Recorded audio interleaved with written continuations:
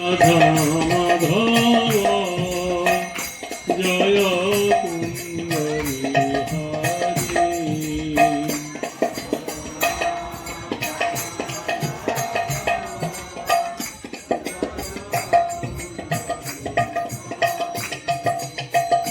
জয় গোপীজন বল্লভ জয় গিরিবর ধারী জয়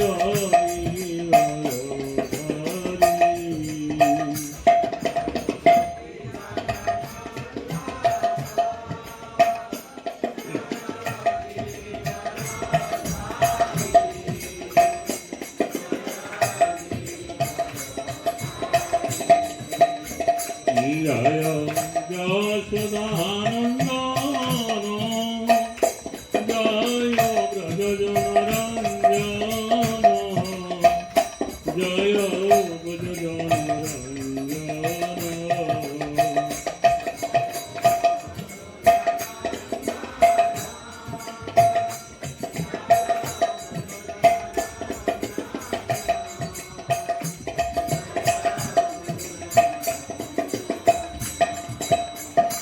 জয় যশোদানন্দন জয় ব্রজজনরঞ্জন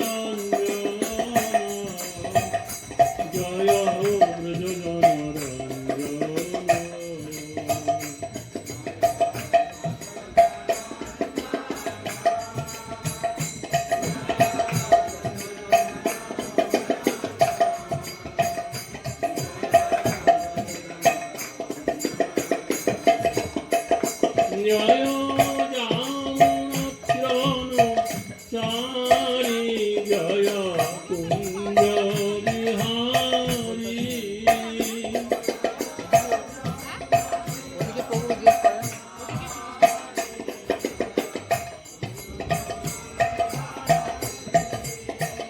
জয় জানুনত্রবনচারী জয় গোবর্ধনধারী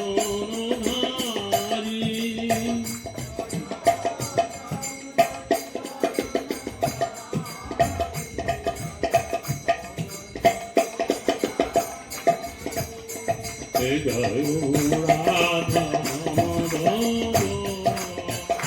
জয় কুঞ্জরি Hari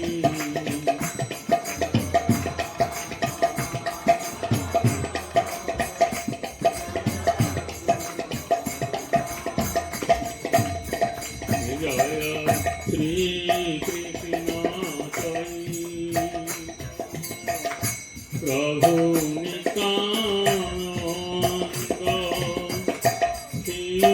Jayanta Gadadhar শিবাচারী গর্ভচারী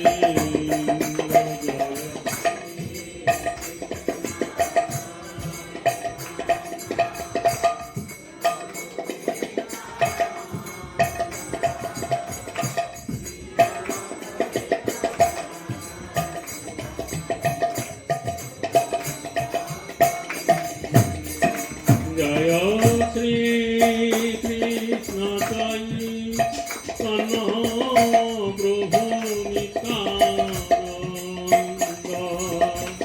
অচিন্ত্যদ্বৈত Gadadhar শিবাচারী গর্ভচারী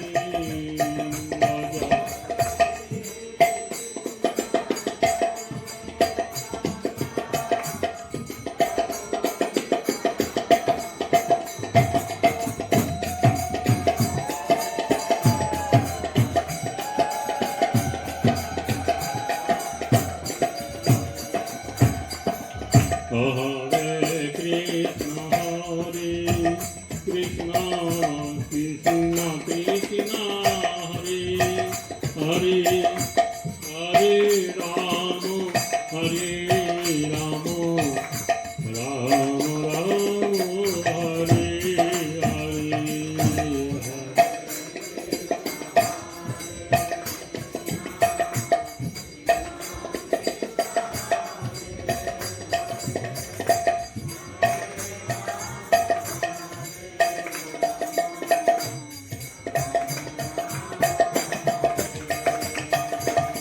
Hare Krishna, Krishna Krishna, Hare Hare, Hare Rama, Hare Rama, Rama Rama, Hare Hare.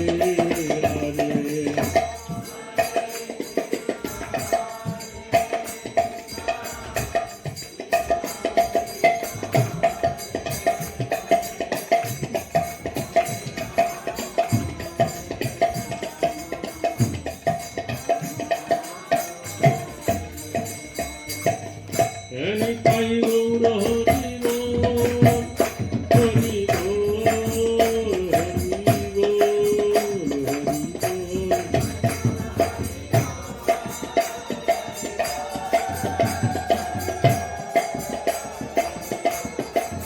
Jaya Gaura Nitai, Jaya Gaura Nitai, Jaya Gaura Nitai.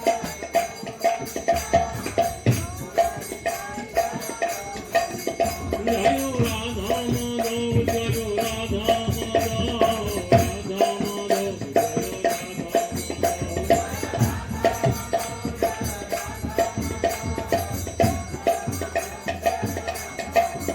Jaya Jaya Prabhupada, Prabhupada, Prabhupada, Jaya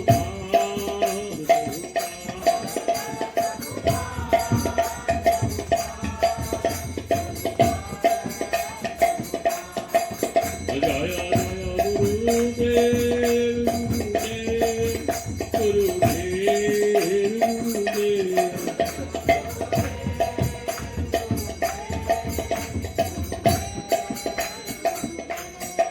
Jai Gaur Sitanata Premanande, Hare Hare Hare.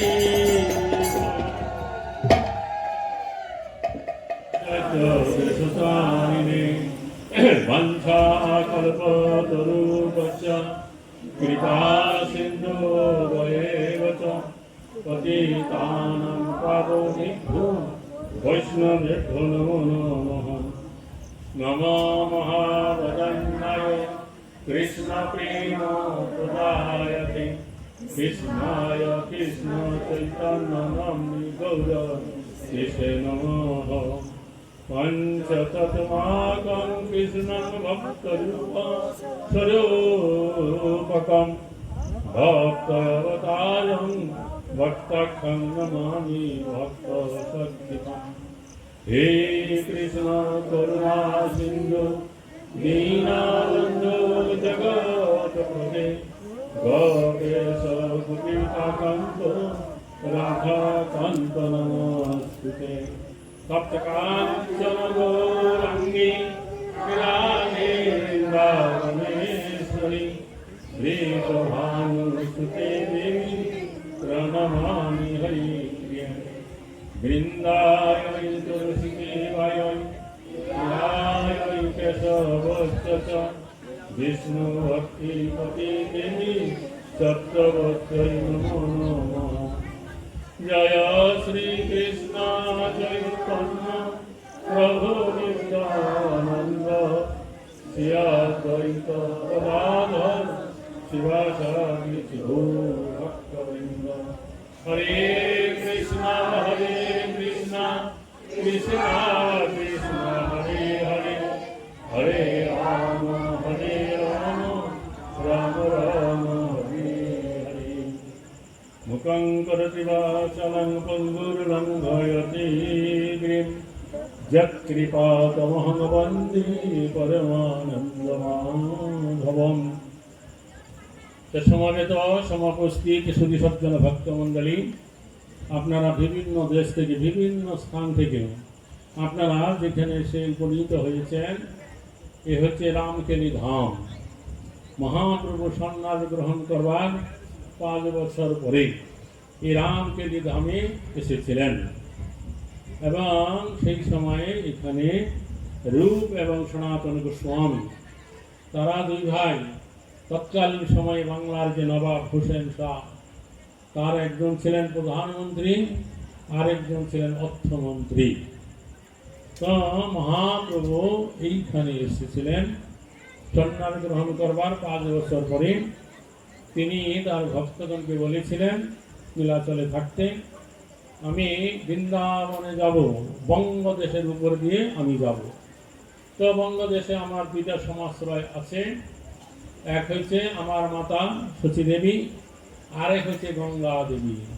আমি গঙ্গায় স্নান করব, সতী মাতার সাথে মিলিত হব, তারপরে আমি বৃন্দাবনে যাব। তো তিনি যখন এই নবদ্বীপে এসেছিলেন, নবদ্বীপ শহরে কুলিয়াতে, তখন মাধব দাস নামক মহাপ্রভুর একজন ভক্ত ছিলেন। তার গৃহে তিনি কয়েকদিন অবস্থান করলেন। তখন কি হয়েছিল, সেই নবদ্বীপে মহাপ্রভু তিনি 24 বছর অবস্থান করে বহুবিধ লীলা বিলাস করে এবং হরিনাম সংকীর্তন প্রবর্তন করেছিলেন। তখন নবদ্বীপবাসী অনেক লোক মহাপ্রভুর প্রবর্তিত এই নাম প্রেম তারা গ্রহণ করেনি এবং হরিনাম কীর্তনকারী ভক্তগণের উদ্দেশ্যে তারা নানা প্রকার কটূক্তি করেছিলেন। তো সেই সমস্ত লোকেরা মহাপ্রভু যখন এখন এই সন্ন্যাস গ্রহণ করবার 5 বছর পরে কুলদ্বীপে কুলিয়াতে মাধব দাসের গৃহে অবস্থান করছিলেন, তখন সেই সমস্ত লোকেরা তারা মহাপ্রভুর শরণাগত হইলেন। তাকে দণ্ডবত প্রণাম করে পূর্বকৃত অপরাধের ক্ষমা করতে অনুরোধ জানালেন। তখন মহাপ্রভু সকলকারী পূর্বকৃত অপরাধ ক্ষমা করে সকলকে প্রেম ও ভক্তি প্রদান করে দিলেন। এই জন্য সেই কুলিয়াকে বলা হয় অপরাধ ভঞ্জনের পাঠ। কেউ যদি সেই কুলিয়াতে গিয়ে 1 রাত্রি বাস করে, তার যদি কোনো অপরাধ থাকে তা খণ্ডন হয়ে যায়। তারপরে সেখানে থাকতে মহাপ্রভু তো ভক্তগণের কাছে ঘোষণা করলেন যে আমি এখান থেকে যাত্রা করে বৃন্দাবনে যাব। তখন মহাপ্রভুর একজন ভক্ত ছিলেন পদুন্ন ব্রহ্মচারী, তিনি নৃসিংহদেবের উপাসক ছিলেন, অর্থাৎ নৃসিংহদেবী তার ইষ্টদেব ছিল। তিনি খুব তেজিয়ান ব্রহ্মচারী ছিলেন। তখন তিনি বললেন যে মহাপ্রভু যে বৃন্দাবনে যাবে, কোন পথে যাবে, কিভাবে যাবে, আমি একটু ধ্যানস্থ হয়ে তা দেখব। এই বলে তিনি একটা আসন পেতে বসে পড়লেন এবং ধ্যানস্থ হয়ে গেলেন, ধ্যান করতে লাগলেন। মহাপ্রভু বৃন্দাবনে যাবে, তো তিনি মনোময় একটা পথ নির্মাণ করলেন ধ্যানযোগে। যেমন একটা পথ, এই পথটা একদম সমান হবে, কোন রকম উঁচু নিচু গাছটা কিছু থাকবে না, সেই পথ দিয়ে মহাপ্রভু চলবেন এবং পথের উপরে ফুল বিছানো থাকবে, নিবৃন্ত পুষ্প, অর্থাৎ ফুলটা থাকবে, ফুলের গোড়াটা থাকবে না, বিছানো থাকবে। এবং সেই সময় যেহেতু গরমের সময় জ্যৈষ্ঠ মাস, মহাপ্রভুর গায়ে যাতে করে রৌদ্রের তাপ না লাগে, যার জন্য রাস্তার 2 পাশে একেবারে ঘন ছায়া, ঘন বকুল বৃক্ষ থাকবে। সেখানে বকুল সুগন্ধিযুক্ত বকুল ফুল ঝরে পড়বে। আর সেই পথের 2 পাশে দিব্য পুষ্করণী থাকবে, তাতে নানা প্রকার পদ্ম ফুল ফোটা থাকবে, রাজহংস সেখানে কেলি করবে। এইরকম একটা মনোময় পথ নির্মাণ করে সেই নবদ্বীপ থেকে নিয়ে আসতে আসতে তিনি এই রামকেলি গ্রামে এলেন। সেই মনোময় পথটা। তারপরে এখান থেকে কানাই নাকশালা নিয়ে গেলেন। তো কানাই নাকশালা নিয়ে যাওয়ার পরে কানাই নাকশালা থেকে বৃন্দাবন হচ্ছে উত্তর পশ্চিম কোণার দিকে, পত্রা ওদিকে আগাবে, তার এই ধ্যানযোগটা আর আগাচ্ছে না, তার ভঙ্গ হয়ে গেল।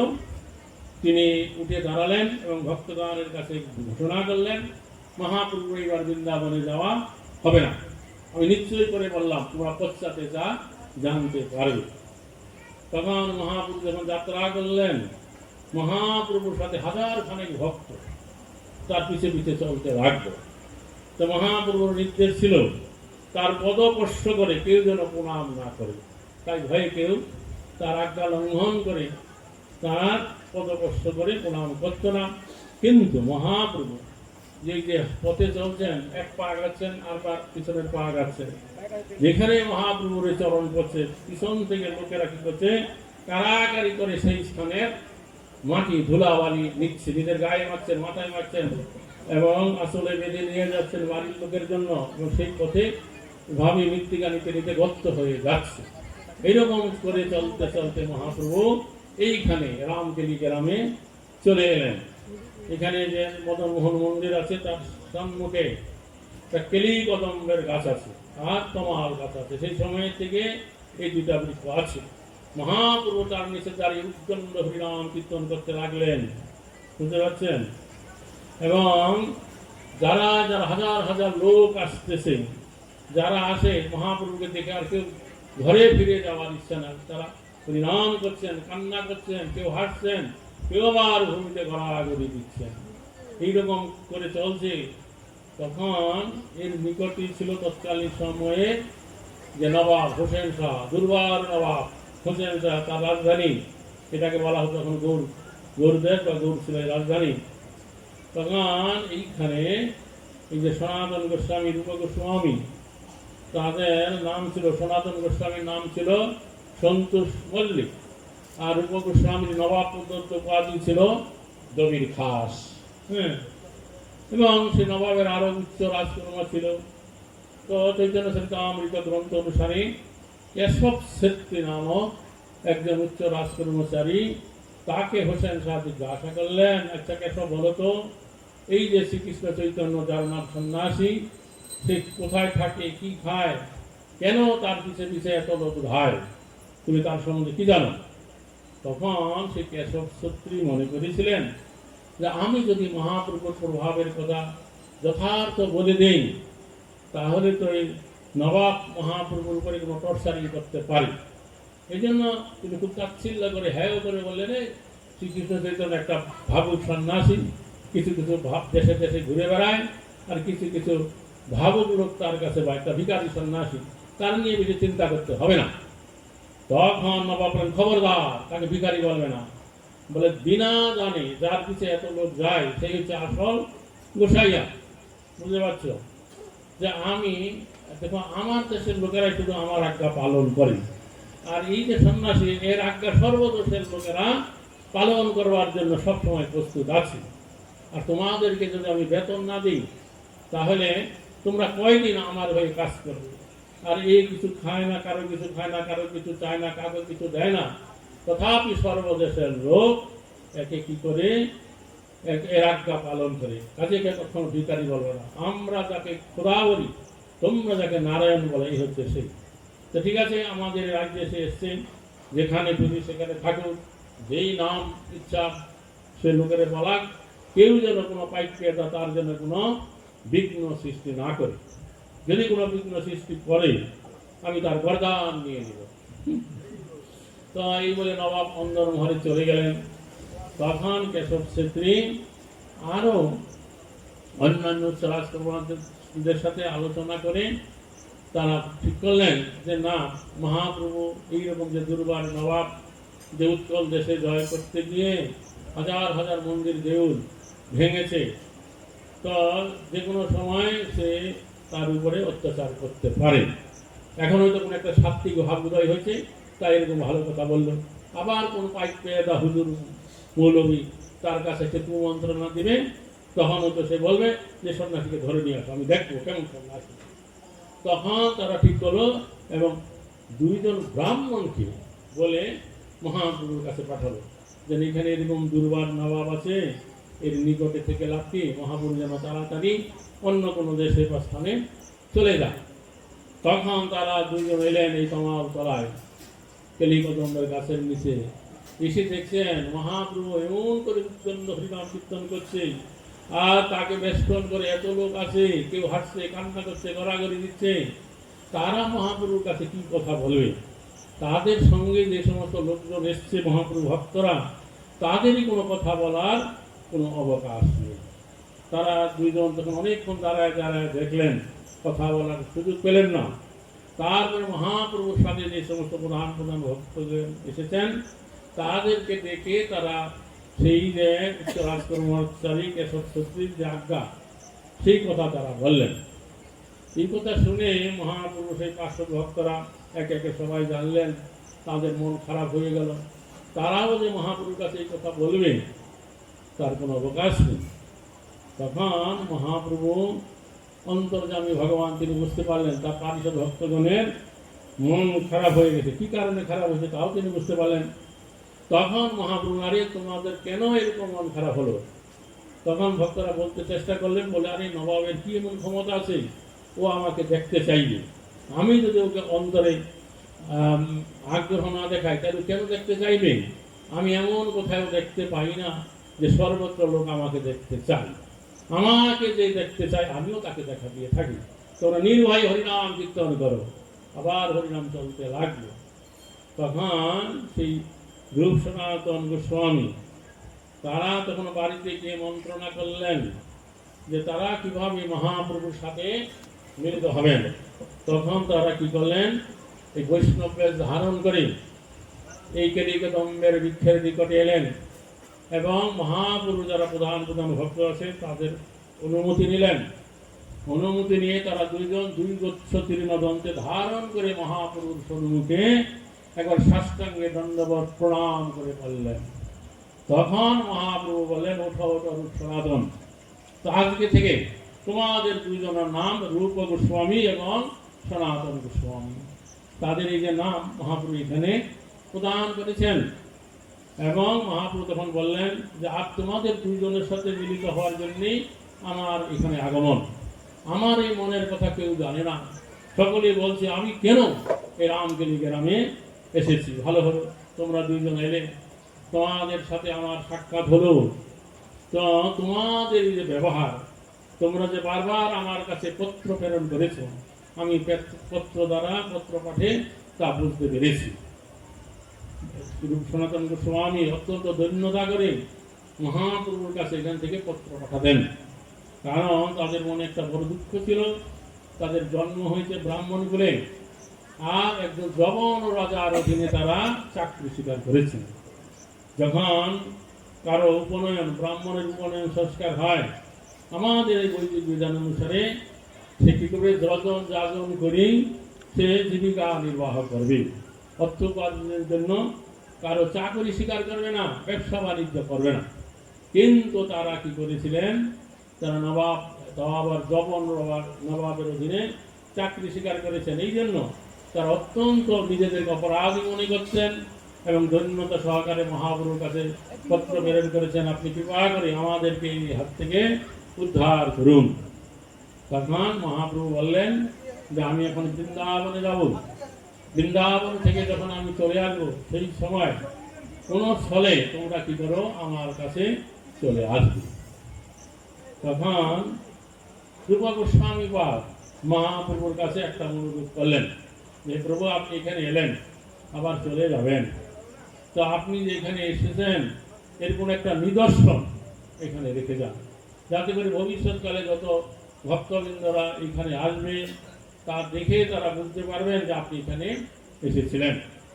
তখন মহাপ্রভু বললেন, নিকটে একটা প্রস্তর খণ্ড ছিল, পাথর, তার উপরে উঠে দাঁড়ালেন এবং সেখান থেকে নেমে এলেন। তখন দেখা গেল সেই পাথরের উপরে মহাপ্রভু যুগল চরণ চিহ্নের ছাপ এখানে লেগে রয়েছে। তো সেই যে প্রস্তর খণ্ড, সেই কেলিকদম্বের বৃক্ষের নিচে অনেক বছর ছিলাম। পরবর্তীকালে আমাদের পূর্ববর্তী গৌরীয় বৈষ্ণবাচার্য ছিল ভক্তি সিদ্ধান্ত সরস্বতী ঠাকুর প্রভুপাদ যখন এখানে এলেন, তখন দেখলেন খোলা আকাশের নিচে এই চরণ চিহ্নটা করে আছে। তো তার উপরে তিনি কি করলেন, একটা ছোট্ট মন্দির নির্মাণ করে দিলেন। এখনো সেই মন্দির আপনারা দেখতে পাবেন, মন্দিরের ভিতরে মহাপ্রভু চরণ চিহ্নের স্থাপ সেখানে আছে।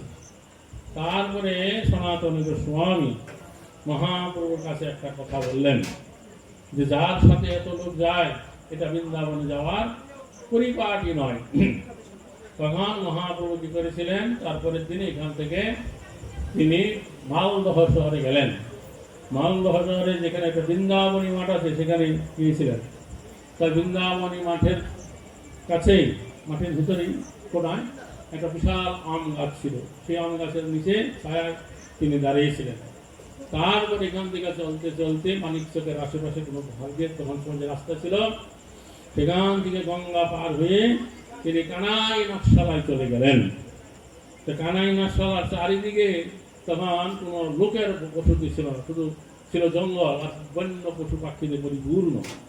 আর সেখানে ছোট্ট একটা পাহাড়ের উপরে রাধা কানায়ালালের মন্দির ছিল। মহাপ্রভু সেই মন্দিরের চারিদিকে কৃষ্ণলীলার অনেক চিত্র বিচিত্র আঁকা ছিল, তা দর্শন করলেন। আর মহাপ্রভুর সঙ্গে যে হাজার খানেক ভক্ত এসেছে, লোকের সংঘর্ষে গাছপালা ভেঙে পথ হয়ে যেতে লাগলো, আর বন্য পশুরা দৌড়াদৌড়ি ছুটাছুটি করতে লাগলো। তখন রাত্রি যখন মহাপ্রভু ওখানে বিশ্রাম করছিলেন, তখন মহাপ্রভু চিন্তা করলেন যে কৃষ্ণ সনাতনের মুখে আমাকে কি বললো, যার সাথে এত লোক যায় এটা বৃন্দাবনে যাওয়ার পরিপাটি নয়। এই যে স্থানটা কানাইন স্থান বৃন্দাবনের মতো, চারিদিকে শুধু গাছপালা বন জঙ্গল আর বন্য পশু পাখিতে পরিপূর্ণ। তো আমি এই যে হাজার খানেক লোক নিয়ে এখানে এসেছি, এই লোকের সংঘর্ষে বন জঙ্গল ভেঙে যাচ্ছে, বন্য পশু পাখিরা উদ্বেগ প্রাপ্ত হচ্ছে, তারা দৌড়াদৌড়ি ছুটাছুটি করছে। এই সমস্ত লোক নিয়ে যদি আমি বৃন্দাবনে যাই, বৃন্দাবনে একই অবস্থা হবে। বৃন্দাবন দর্শনের যে সুখ বা আনন্দ আমি তা প্রাপ্ত হতে পারবো না। তখন মহাপ্রভু চিন্তা করলেন, পূর্বে মাধবেন্দ্র পরিপাত একাকী বৃন্দাবনে গিয়েছিলেন, তাই কৃষ্ণ দুগ্ধ দান করার ছলে মহাপ্রভুকে দেখা দিয়েছেন। কাজেই এত লোক নিয়ে আমি বৃন্দাবন যাব না, তাহলে বৃন্দাবন দর্শনের সুখ আনন্দ প্রাপ্ত হবে না। আমি একাকী বা সঙ্গে একজনকে নিয়ে আমি বৃন্দাবন যাব। এইরকম চিন্তা করে মহাপ্রভু পরের দিন সকালে উঠে গঙ্গায় স্নান করে কাউকে কিছু না বলে তিনি একবার দক্ষিণ অভিমুখে চলতে লাগলেন। চলতে চলতে তিনি একেবারে শান্তিপুরে অদ্বৈত আচার্যের গৃহে চলে গেলেন। সেখানে গিয়ে ভক্তগণের কাছে ঘোষণা করলেন, আমি এই যাত্রায় বৃন্দাবনে যাচ্ছি না, তো তোমরা সকলে কি করবে, বাড়িতে গিয়ে কৃষ্ণনাম করবে, কৃষ্ণনাম করে আমাকে আশীর্বাদ করবে, আমি যেন সুখে বৃন্দাবনে যেতে পারি। বোঝা গেল? তখন মহাপ্রভু সমস্ত ভক্তগণকে যার যার বাড়িতে চলে যাওয়ার নির্দেশ দিলেন এবং মহাপ্রভু বললেন, যেহেতু আমি এই বছরে বাংলায় গেলাম, তোমাদের সকালের সাথে আমার দেখা হলো, কাজে যে সামনে যে রথযাত্রা আসছে, এই বছর তোমাদের কাউকেই পুরী জগন্নাথ পুরী ধামে যেতে হবে না। আমি এখন থেকে নীলাচল ধামে ফিরে যাব, নীলাচলে গিয়েই আমি আবার কিছুকাল পরে বৃন্দাবনের উদ্দেশ্যে যাত্রা করব। এই বলে মহাপ্রভু কয়েকজন সঙ্গী ভক্তকে নিয়ে তাড়াতাড়ি জগন্নাথ পুরী ধামে ফিরে গেলেন। তো জগন্নাথ পুরী ভক্তরা জানতো না যে মহাপ্রভু এত তাড়াতাড়ি চলে আসবেন। সমস্ত ভক্তরা সেখানে ছুটে এলেন মহাপ্রভু সভাকার কাছে। তিনি যে বঙ্গদেশে এসেছেন, কি কি ঘটনা হয়েছে তা বলতে লাগলেন, যে আমি যেখানে যাই এত লোক আমাকে দেখতে আসে, চারিদিকে শুধু লোকের মাথার মাথা। আমি যে কোনো বাড়িতে থাকি, বাড়ির প্রাচীর গাছপালা লোকের সংঘর্ষে ভেঙে যাচ্ছে। হ্যাঁ, তো এই বলে তিনি বললেন যে আমার এইবার বৃন্দাবন যাওয়া কেন হলো না, তার কারণ হচ্ছে গদাধর। গদাধর পণ্ডিত মহাপ্রভুর সাথে বৃন্দাবনে যেতে চাইছিলেন, মহাপ্রভু অনুমোদন করেন নাই যে তুমি ক্ষেত্র সন্ন্যাস গ্রহণ করেছ আর গোপীনাথের সেবার দায়িত্ব তুমি আছো। তখন মহাপ্রভুর নিকটে গদাধর পণ্ডিত মাথা নত করে বসেছিলেন। মহাপ্রভু চরণ ধরে তিনি বললেন, হে প্রভু, তুমি যখন যেখানে থাকো সেখানেই বৃন্দাবন, গঙ্গা যমুনা সমস্ত তীর্থ, তথাপি লোক শিখাইতে তুমি বৃন্দাবনে যাচ্ছ, তুমি স্বতন্ত্র ঈশ্বর, তোমার যাত্রা কি রোধ করতে পারে? তা ঠিক আছে, তুমি নীলাচল ধামে চলে এসেছ, এখন সামনে রথযাত্রা আসছে, বর্ষাকাল এসে যাচ্ছে, এখন পথ চলতে পারবে না, তুমি রথযাত্রা দর্শন করো, বর্ষা অতিক্রান্ত করো, এবং শরৎকাল যখন আসবে বিজয়া দশমীতে তুমি বৃন্দাবনের উদ্দেশ্যে শুভযাত্রা করো। তখন সমস্ত ভক্তরা বলেন, এই পণ্ডিত গোস্বামী যা বলছেন এটাই হচ্ছে আমাদের সবাকার ইচ্ছা। তখন মহাপ্রভু বলে, ঠিক আছে, তোমাদের সকলের যখন ইচ্ছা তাই হবে। তাই মহাপ্রভু সেইখানে বিজয়া দশমীর দিনকে করলেন, শুভযাত্রা করলেন। বলভদ্র ভট্টাচার্যকে সঙ্গে নিলেন, আর তার একজন সেবক ব্রাহ্মণ ছিল বলভট্টাচার্য। তারা এই তিনজন কি করলেন, শেষ রাতে উঠে কাউকে কিছু না বলে, প্রধান প্রধান ভক্তরা জানতেন, অন্যরা সাধারণ ভক্তরা কেউ জানতে পারেননি, বলে কাউকে বলবে না এখন তোমরা, আমি চলে গেলে বলবে। তখন মহাপ্রভু শেষ রাতে উঠে আগের রাত্রে জগন্নাথের কাছে বিদায় নিয়েছেন, একেবারে কটককে দাইনে রেখে বামে ঝাড়িখণ্ড বনপথে মহাপ্রভু চাললেন। আর সেই যাত্রায় ঝাড়িখণ্ডের বনে যত পশু পাখি, বাঘ, ভাল্লুক, হাতি, ময়ূর, হরিণ, খরগোশ, শুয়োর, সকলকে কৃষ্ণ নাম দিয়ে নামতে দিয়ে মত্ত করাইয়ে তিনি বৃন্দাবনে গিয়েছিলেন। নিতাই গৌর প্রেমানন্দে হরি হরি হরে কৃষ্ণ। তো তখন থেকে এই যে রূপ সনাতন স্বামী তারা যখন মহাপ্রভুর সাথে মিলিত হয়ে ঘরে গেলেন, তখন তারা কি করে রাজকার্য ছাড়া যায় সেই উপায় চিন্তা করতে লাগলেন। এবং সনাতন গোস্বামী তখন প্রায় এই রাজকার্য প্রায় ছেড়ে দিলেন, আর রাজ দরবারে যায় না। তখন রাজা তার কাছে খবর পাঠায়, কেন তুমি আসো না? তখন তিনি অসুস্থতার স্বল করলেন, আমি অসুস্থ। তখন নবাব কি করেছিলেন, রাজবৈদ্যকে পাঠালেন সনাতনকে পরীক্ষা করতে কি অসুস্থ। তো রাজবৈদ্য এসে তাকে পরীক্ষা করে গিয়ে বললেন সনাতন সুস্থ আছে, কোনো অসুস্থতা তার নাই। তখন সনাতন গোস্বামী 10-20 জন ব্রাহ্মণ পণ্ডিতদের নিয়ে তিনি ভাগবতম চর্চা করতে লাগলেন, যে ভাগবতমের সিদ্ধান্ত কি আছে, আমাদের মানব জীবনে কি করা উচিত আর আমরা কি করছি। এরকম যখন করছে তখন হঠাৎ একদিন নবাব একজন সঙ্গী নিয়ে সেই সভাতে এসে উপস্থিত হলেন।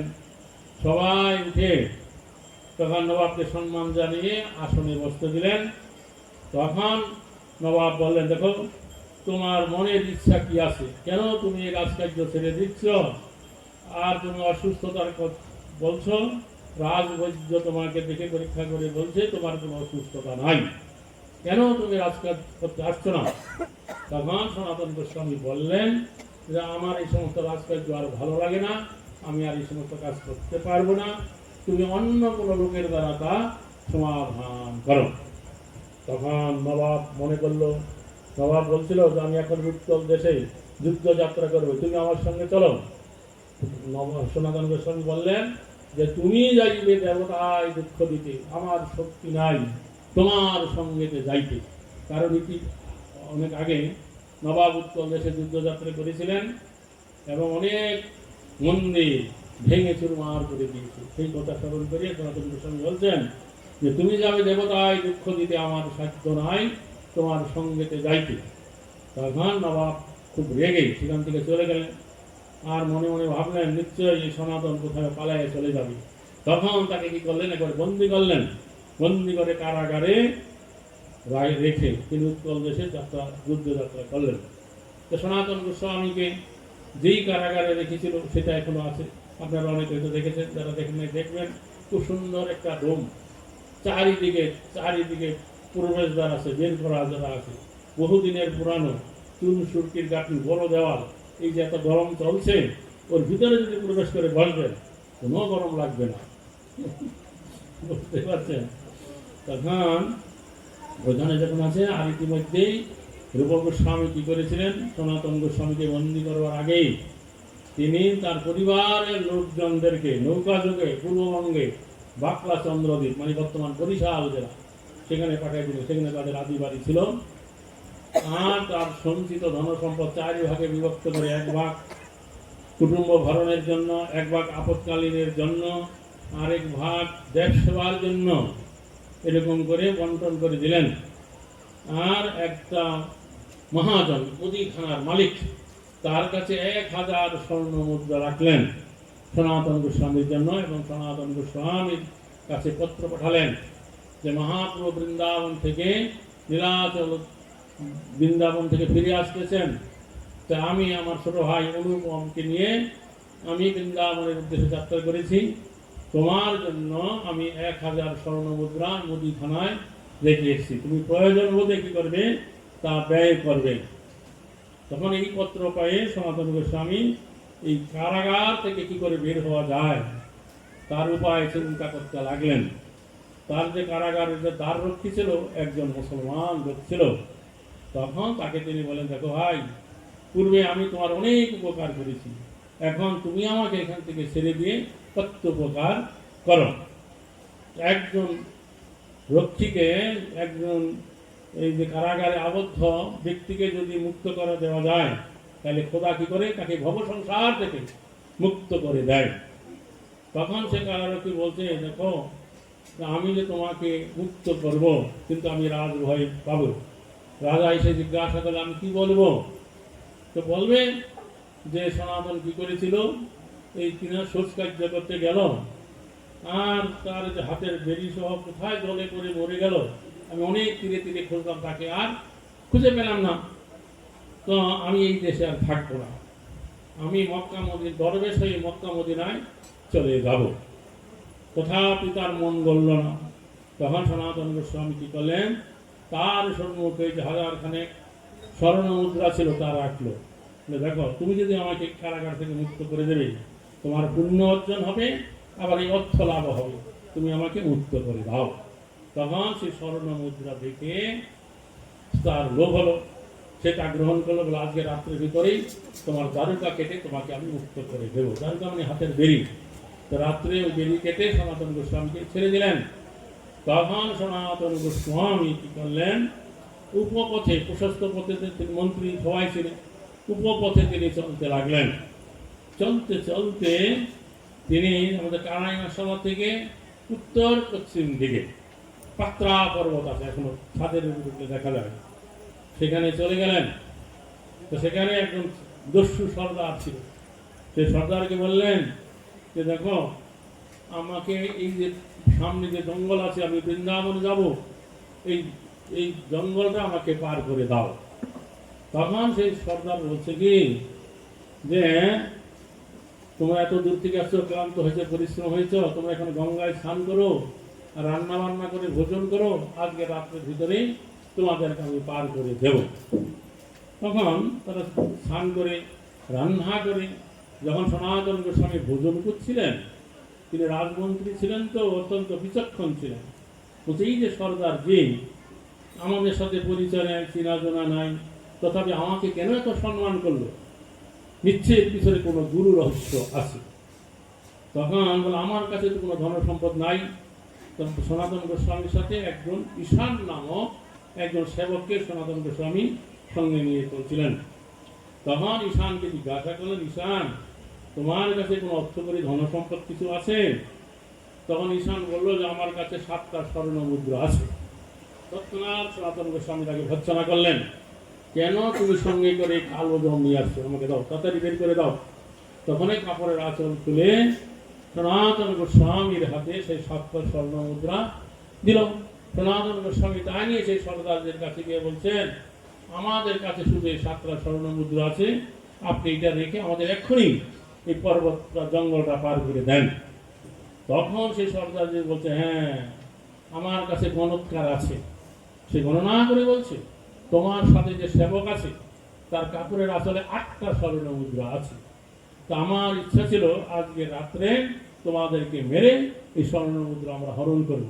তো ভালো হলো, তুমি ইচ্ছা করে এই স্বর্ণ মুদ্রা আমাকে দিয়ে দিলে, তো আমি স্বর্ণ মুদ্রা নেব না, পুণ্য লাগি পর্বত পার করে দিচ্ছি।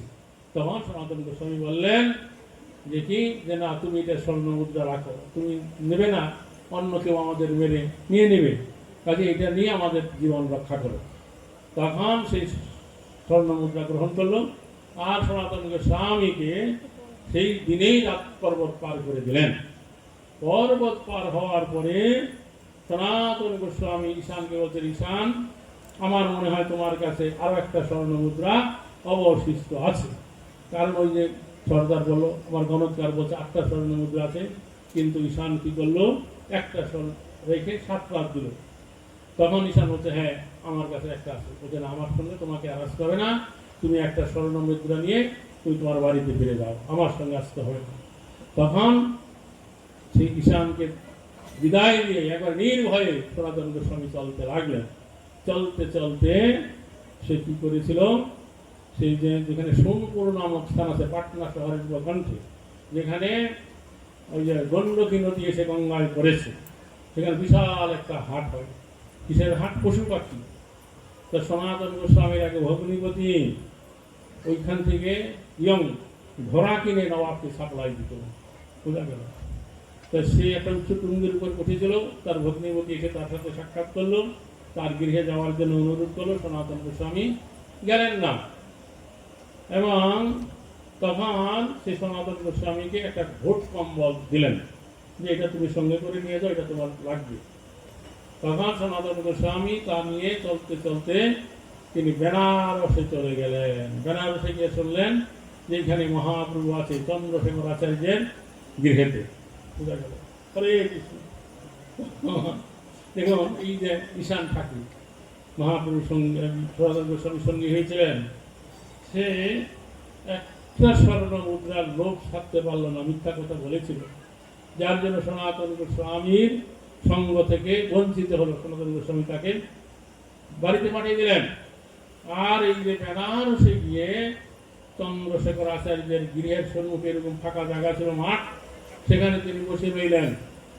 তখন সনাতন গোস্বামী চন্দ্রশেখর আচার্যকে বললেন, হে চন্দ্রশেখর, তুমি তো বাড়ির বাইরে যাও, দেখো একটা বৈষ্ণব তোমার বাড়ির বাইরে বসে আছে। তো চন্দ্রশেখর আচার্য আসলেন, দেখলেন কই কোনো বৈষ্ণব নাই। এই যে সনাতন গোস্বামী অনেকদিন জেলখানায় ছিলেন, তার চুল দাড়ি কাটা হয়েছিল না, গায়ের বস্ত্র ময়লা, দেখতে একটা ফকির দরবেশের মতো মনে হচ্ছিল। তিনি বললেন, ফিরে এসে বলছেন, প্রভু আমি তো কোনো বৈষ্ণব দেখতে পেলাম না। বলে কাউকে দেখতে পেয়েছো? বলছে একটা দরবেশকে আমি দেখতে পেয়েছি। বলে তাকেই দেখে নিয়েছি। তখন সেখানে গিয়ে বলছে, দরবেশ তুমি আসো, মহাপ্রভু তোমাকে দেখেছে। তখন সনাতন গোস্বামী তাড়াতাড়ি তার পিছে পিছে গেলেন। তখন তিনি বাড়ির ভিতরে প্রবেশ করতে যাবেন, তৎক্ষণাৎ বাড়ির ভিতর থেকে ছুটে মহাপ্রভু এসে সনাতন গোস্বামীকে আলিঙ্গন করলেন এবং তাকে নিয়ে পিণ্ডার উপরে বসে গায়ে মাথা পিঠে হাত বুলাইতে লাগলেন। আর কি করে তুমি কারাগার থেকে মুক্ত হলে সেই কথা জিজ্ঞাসা করলেন। সনাতন গোস্বামী আদ্যপান্ত বললেন এবং বললেন, কৃষ্ণ বড় কৃপাময়, তোমাকে এই বিষয় অন্ধকূপ থেকে তিনি উদ্ধার করেছেন। তারপরে চন্দ্রশেখর আচার্যকে বললেন যে তুমি এক্ষুনি সনাতনকে কি করো, ভদ্রবেশ ধারণ করাও। ভদ্রবেশ কি? তখন চন্দ্রশেখর আচার্য তাকে নিয়ে একটা নাপিতের কাছে নিয়ে গেলেন, তাকে খুব কার্য করালেন, মস্তক চুলদারি মন্ডন করালেন, শিকা রাখলেন এবং তখন সনাতন গোস্বামী গঙ্গায় স্নান করে এলেন। তখন চন্দ্রশেখর আচার্য তাকে একটা নতুন ধুতি পরতে দিলেন। বলছে, না আমি তোমার এই নতুন ধুতি পরবো না, বস্ত্র দিতে তুমি করিয়াছ মন, তবে তোমার এক দেহ পুরাতন, তোমার একটা পুরাতন বস্ত্র আমাকে দাও। তাই চন্দ্রশেখর আচার্য দিলেন। সেটাই দুই টুকরা করে একটা কপিল বহির্বাস করলেন, একটা কোমরে পেছালেন। তো সনাতনের এই বেশ দেখে মহাপ্রভু খুবই সন্তুষ্ট হলেন। কিন্তু সনাতন গোস্বামীর কাঁধে তার ভগ্নিপতির দেওয়া সেই দামি কম্বলটা ছিল, কম্বলটার দিকে মহাপ্রভু তাকাচ্ছেন।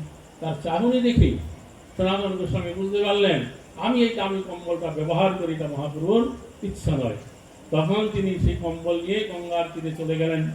গিয়ে দেখলেন একটা গড়িয়া, মানে একজন বাঙালি ভিক্ষুক, সে সিরা কাঁথা ধুয়ে ওখানে রোদ্রে শুকাচ্ছে। তখন তাকে বললেন, দেখো ভাই, তুমি আমার একটু উপকার করো, আমার এই কম্বলটা দাও আর তোমার এই সিরা কাঁথাটা আমাকে দাও।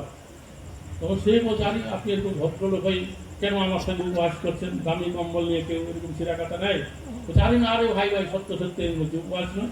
এগুলো তার কাঁথা তার কাঁধে দিলেন আর নিজ হাতে, আর কম্বলটা তার কাঁধে দিলেন আর সিরা কাঁথাটা ভাস করে তার কাঁধে করে মহাপ্রভুর কাছে এলেন। মহাপ্রভু জিজ্ঞাসা নারী, তোমার এই ভোট কম্বল কোথায় গেল? সনাতন গোস্বামী সব বললেন। মহাপ্রভু খুবই সন্তুষ্ট হলেন এবং বললেন যে সদবৈদ্য যারা কাউকে চিকিৎসা করে তার রোগের শেষ চিহ্নটাও রাখে না। তখন কৃষ্ণ কৃপাময় তোমার শেষ বিষয় আসক্তিটা কেন রাখবেন? তখন সনাতন গোস্বামী মহাপ্রভুকে প্রণাম করে বললেন যে কে আমি, কেন আমায় জানিয়ে পত্রয়, ইহা নাহি জানি আমি কইতে হিত হয়, সাধ্য সাধন দত্ত কিছু বুঝিতে না জানি, কৃপা করি সব তত্ত্ব কহিবা শুনি। যে আমি কে, কেন আমাকে এই ত্রিতাপ যন্ত্রণার দ্বারা আমি কষ্ট পাচ্ছি, কে আমি, কেন আমায় জানিয়ে পত্রয়, ইহা নাহি জানি আমি করিতে হিত হয়, আমি জানি না কি করলে আমার কল্যাণ হতে পারে, আর সাধ্য সাধন তত্ত্ব কিছু বুঝিতে না জানি, কৃপা করি সব তত্ত্ব কহিবা শুনি। সাধ্য সাধন তত্ত্বটা হচ্ছে এই যে আমাদের দুর্লভ মানব জীবনে কার আরাধনা করা উচিত, আর এই আরাধনা করে আমাদের কি পাওয়া উচিত, বুঝতে পারছো?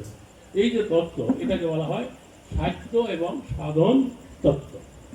তখন মহাপ্রভু সনাতন গোস্বামীজি সেই বেনারসে চন্দ্রশেখর আচার্যের গৃহে 2 মাস রেখে তাকে শিক্ষা দিলেন 3টা তত্ত্বের উপরে ভিত্তি করে, যে সম্বন্ধ, অভিধেয় এবং প্রয়োজন।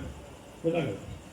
চৈতন্য চরিতামৃত গ্রন্থে কবিরাজ গোস্বামী মঙ্গল আচরণ শ্লোকে এই 3 তত্ত্বের বন্দনা করে বলেছেন, এই 3-এর চরণ বন্ধ, এই 3 মরণাথ, এই 3 করিয়াছে আত্মসাৎ। তো সম্বন্ধটা কি?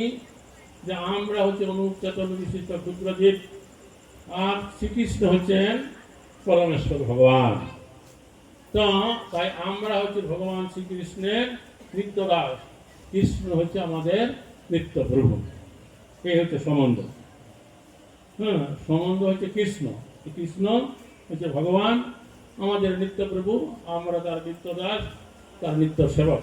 সেবকের কর্তব্য তার প্রভু সেবা করা। তাই সম্বন্ধ মানে হচ্ছে কৃষ্ণ। তারপরে যে তত্ত্বটা সেটা হচ্ছে অভিধেয়। অভিধেয় মানে ভক্তি। আপনি জানলেন কৃষ্ণ ভগবান, এখন তার প্রাপ্তির উপায় কি? প্রাপ্তির উপায় হচ্ছে ভক্তি, সেটা হচ্ছে অভিধেয়। তারপরে এখন আপনি কৃষ্ণ জানলেন, ভক্তি জানলেন, মুক্তিতে ভগবান পাওয়া যাবে। এখন কি জাতীয় ভক্তি প্রাপ্ত হইলেই আমরা পরমেশ্বর ভগবানকে জানতে পারবো, এই যে তত্ত্ব, এটাকে বলা হয়েছে প্রয়োজন। প্রয়োজন হচ্ছে কি? প্রেম। অর্থাৎ যখন আমরা প্রেম ভক্তি স্তর প্রাপ্ত হব, তখনই পরমেশ্বর ভগবানকে আমরা লাভ করতে পারব। বোঝা গেল? সম্বন্ধ, অভিধেয়, প্রয়োজন। সম্বন্ধ মানে কৃষ্ণ, অভিধেয় মানে ভক্তি, আর প্রয়োজন মানে প্রেম। যখনই ভক্তি করতে করতে করতে আমরা প্রেম ভক্তি প্রাপ্ত হব, তখনই ভগবানকে পাওয়া যাবে। তো এই 3টা তত্ত্বের উপর ভিত্তি করে মহাপ্রভু সনাতন গোস্বামীকে 2 মাস রেখে শিক্ষা দিলেন। চৈতন্য চরিতামৃত গ্রন্থের মধ্যলীলায় 1বিংশ পরিচ্ছদ থেকে পঞ্চবিংশতি পরিচ্ছদ অবধি তা বর্ণনা করা আছে। আমাদের এই গৌড়ীয় সম্প্রদায়ের এই যে 3টা তত্ত্ব, সম্বন্ধ, অভিধেয়, প্রয়োজন, এই 3 তত্ত্বের আবার 3 জন অধিষ্ঠাত্রী দেবতা আছে। সম্বন্ধ তত্ত্বের অভিধেয় হচ্ছে মদনমোহন। সনাতন গোস্বামী বৃন্দাবনে মদনমোহন বিগ্রহ স্থাপনা করেছেন। আর অভিধেয় তত্ত্বের আচার্য হচ্ছে রূপ গোস্বামী। আর অভিধেয় তত্ত্বের অধিষ্ঠাত্রী দেব হচ্ছে গোবিন্দজি। আর প্রয়োজন তত্ত্বের অধিষ্ঠাত্রী দেব হচ্ছে গোপীনাথ। মদনমোহন, গোবিন্দ, গোপীনাথ। আর এই প্রয়োজন তত্ত্বের অধিষ্ঠাত্রী আচার্য হচ্ছেন রঘুনাথ দাস গোস্বামী। সম্বন্ধ তত্ত্বের আচার্য হচ্ছে কে? সনাতন গোস্বামী। আর অভিধেয় তত্ত্বের আচার্য হচ্ছেন রূপ গোস্বামী। আর প্রেম প্রয়োজন তত্ত্বের অধিষ্ঠাত্রী দেবতা হচ্ছে গোপীনাথ, আর তার আচার্য হচ্ছেন রঘুনাথ দাস গোস্বামী। বুঝতে পারছেন? ওইগুলো আমাদের সবারই মনে রাখা উচিত।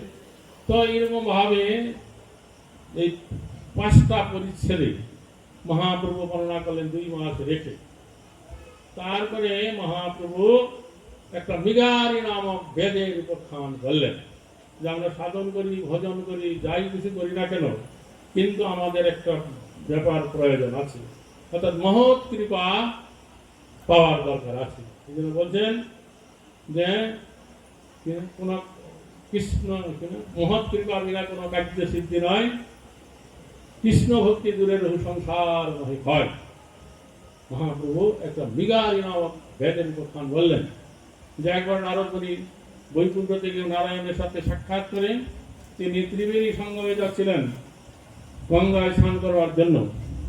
তো পথে যেতে যেতে তিনি দেখলেন জঙ্গল দিয়ে যাচ্ছেন, যে হরিণ, শূকর, তারপরে তাদের পায়ের উপরে তীরবিদ্ধ করা আছে, তারা মৃত্যু যন্ত্রণায় ছটফট করছে।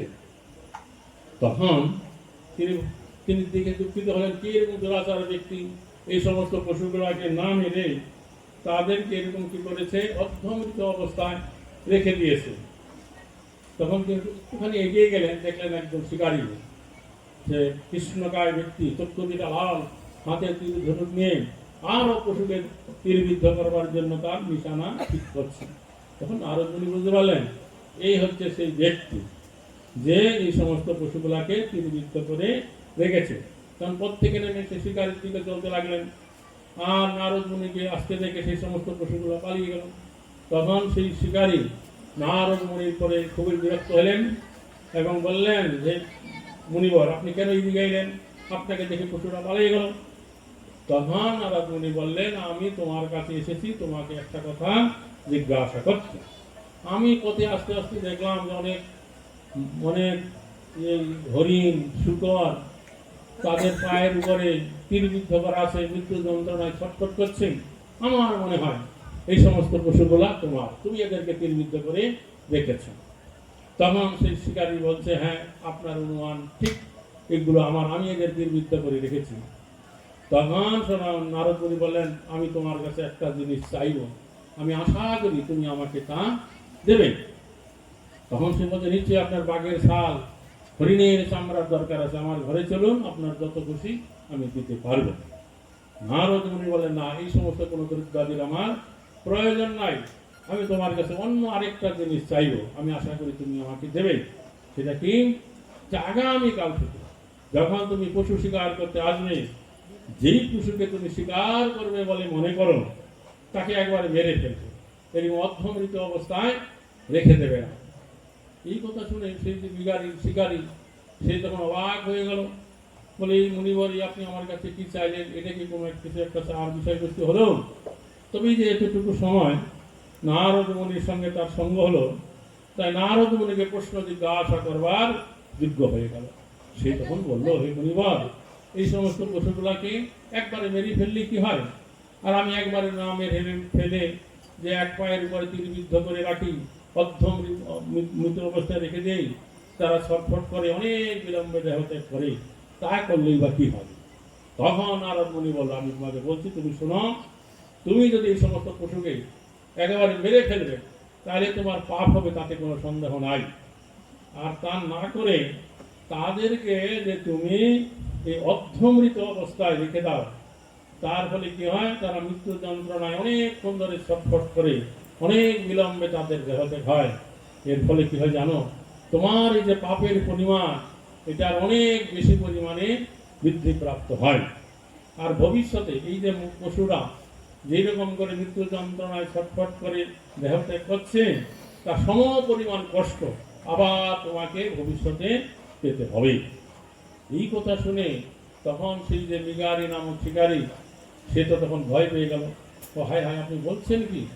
আমি আমার পিতার কাছ থেকে এই পশু শিকার করা শিক্ষা প্রাপ্ত হয়েছি, এরা যখন মৃত্যু যন্ত্রণায় ছটফট করে তা দেখে আমি আনন্দ প্রাপ্ত হই, কিন্তু তারপরে আবার ভবিষ্যতে এরা যেই পরিমাণ কষ্ট পাচ্ছে, তার সমান কষ্ট আবার আমাকে ভোগ করতে হবে, এই কথা তো কেউ আমাকে কোনোদিন বলে নাই। নারদ মুনি বলেন, হ্যাঁ, এটা আমাদের শাস্ত্রের বিধান, তুমি যেমন কর্ম করবে তেমন কর্ম ফল তোমার প্রাপ্ত হতে হবে। তখন এই কথা শুনে শিকারী খুব ভয় পেয়ে গেছে। তখন নারদ মুনিকে বলছে, দেখুন মুনিবর, আমি তো জীবনে এরকম অনেক পশুকে কষ্ট দিয়ে মেরেছি, আমি এত কষ্ট সহ্য করতে চাই না। তো আপনি তো সাধু সন্ত মানুষ আছেন, আপনি আমাকে এমন কোনো ব্যবস্থা দিতে পারেন যা করলে পরে আমাকে কোনো রকম কষ্ট আর ভোগ করতে হবে না। তখন নারদ মুনি বলেন, হ্যাঁ, আমার কাছে আমি তোমাকে সেই রকম বিধান দিতে পারি, তুমি যদি আমার কথা শোনো তাইলে আমি তোমাকে তা বলবো। তখন বলতে, হ্যাঁ, তাহলে আপনি যা বলবেন আমি তা শুনবো, আপনি আমাকে বলুন। তখন নারদ মুনি বলেন, প্রথমেই তোমার হাতে যে ধনুর্বাণটা আছে এটা তুমি ভেঙে ফেলে দাও। তখন শিকারী বলছে, আমি এটা ভেঙে ফেলে দিব, তাহলে আমি জীবিকা নির্বাহ করে খাবো কি? আমি তো এই পশু শিকার করা আর অন্য কোনো কিছু কাজ জানি না। নারদ মুনি বললেন, দেখো, তুমি যদি আমার কথা শুনো, পালন করো, তোমার এবং তোমার স্ত্রীর খাওয়া পড়ার জন্য যা কিছু দরকার হবে আমি লোকের মারফতে তোমার কাছে পাঠিয়ে দেব।